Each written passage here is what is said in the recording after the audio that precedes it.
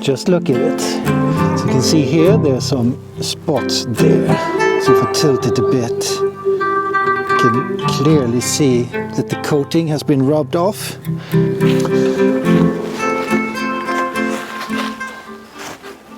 Hello, hello. You know, ever since I started photography a couple of years ago, there's always been one tip that I got from YouTubers that I always was thinking about, and I was a bit skeptical, but still I decided to follow it. And what could it be? Well, it's about the UV filter. Now I know back in the day, having a UV filter was a no-brainer. Of course you should have it. But as of lately, it's been a trend that says it's unnecessary, and why should you get a cheap piece of glass and put it in front of your expensive piece of glass?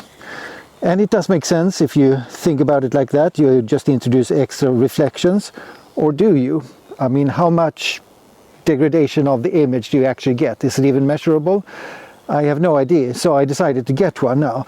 And the reason why I'm getting back into getting UV filters for my lenses, it's because I spend a lot of time up in the mountains hiking around in rough terrain. It starts raining, I bang my lenses against stuff when I'm climbing up hills and mountains and rocks and all kinds of stuff.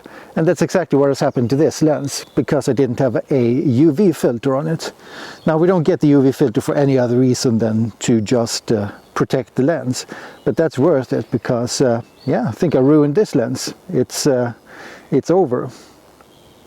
Just look at it. So you can see here there's some spots there. So if I tilt it a bit, you can clearly see that the coating has been rubbed off. Now there should even be a hairline scratch there, and I actually thought that was the problem I had, but I can't, it's really hard to find. And when I had the scratch, that's when I thought, the lens is ruined forever now. But then I started noticing these two splotches there, which I think come from two different scenarios.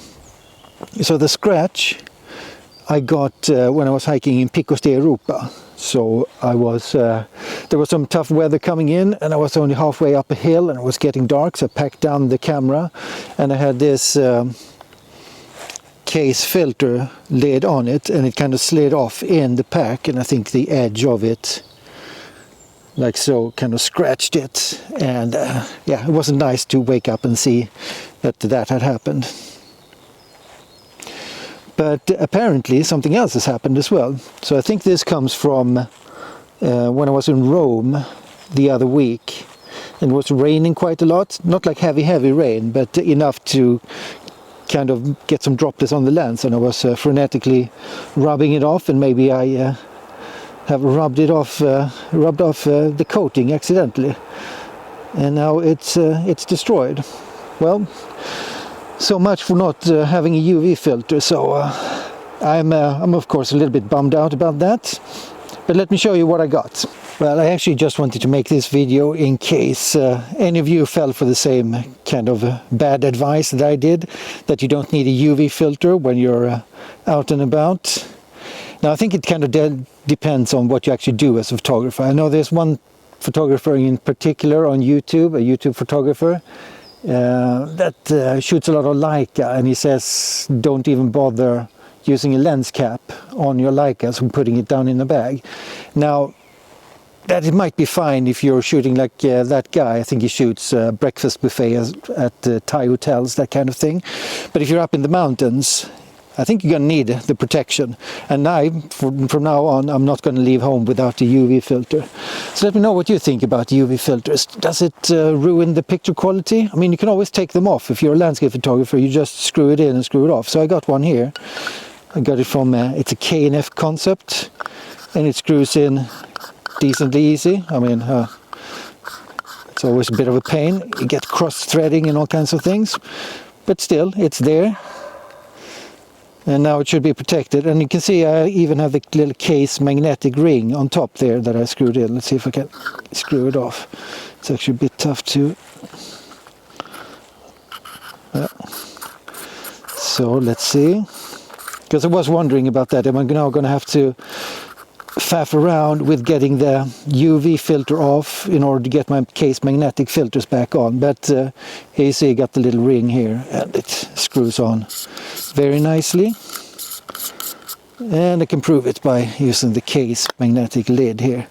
So that all seems to be working fine, and the UV filter I got was K&F concept. I didn't want to splurge like 50 to 100 euros on a lens filter, so this one is 25, but it's got a couple of special coatings and I hope it's going to do the trick. Well, I'm going to have to see, but I think it's going to be worth having a UV filter on. It can't be that bad, can it? And yeah, I think if you're a landscape photographer, it shouldn't be a problem at all. You just put the tripod down, you unscrew the filter, and it's like nothing happened. You can see it as an extra lens cap, I suppose. So I should have gotten these a long time ago. I don't know why I thought that was good advice. It's one of those things that gets to your head. It's like, oh, it's unnecessary to have a UV filter, and well, now I'm down a lens. Luckily this is the 24-70 f4S, and used it's only 300 euros. But still, it's 300 euros I could have spent on a trip somewhere exciting to take photos, but nope. So what do you think? UV filter or no UV filter, and why not? Have you noticed any degradation in image quality, that kind of thing? Yeah, I would like to know. I think it's worth investigating, because yeah, it kind of bummed me out that it got all ruined. Well, I'll hope to see you around in another video at another time.